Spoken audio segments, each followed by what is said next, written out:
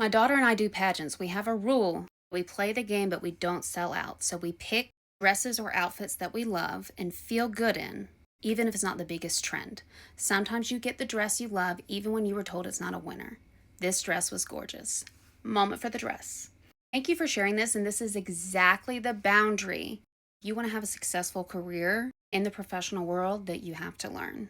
There is a real tension between being yourself and not burning out, feeling like if you do anything to align with what is rewarded, that you're selling out or perpetrating the system. This is exactly why I start Unwritten Rules Bootcamp with the module on how to climb the ladder without leaving yourself behind. So I'm Dr. Anna Kalschmidt. If you're new here, I research the unwritten rules of work for the working class and neurodivergence. I've been doing it for the past decade. I've worked in everything from local government to federal government, small woman-owned business to big four firm, community colleges to Ivy League universities. I know the unwritten rules of work. I know their impact on people and organizations. I'm not a fan of them. I think they are very often harmful. I wrote a whole book on it.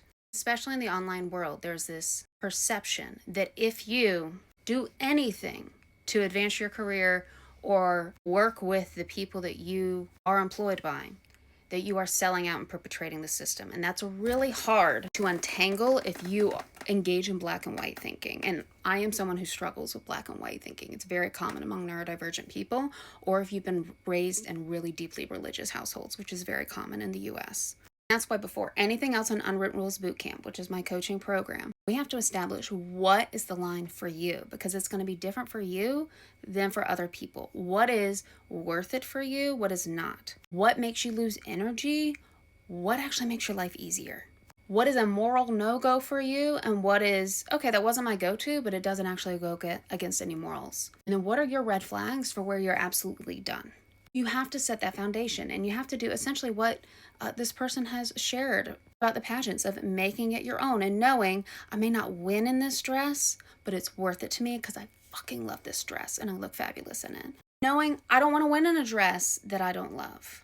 Versus, when is it worth winning if you're in a dress that you're okay with but isn't your favorite? But of course, you never, ever, ever want to be like, no, I don't want to look like somebody else and be completely somebody else to get that pageant, unless you want to. And that's why you have to decide things. What is authentic for you?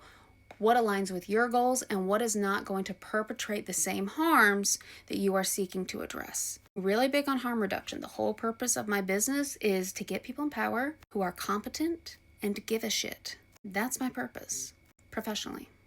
So thank you for sharing this wonderful story. I agree with you, and it's always heartening to see examples how people have made something their own, because the little I know about the pageant space, which is not much, is that it can be very toxic. And so I'm always happy to hear people who don't lose themselves in it.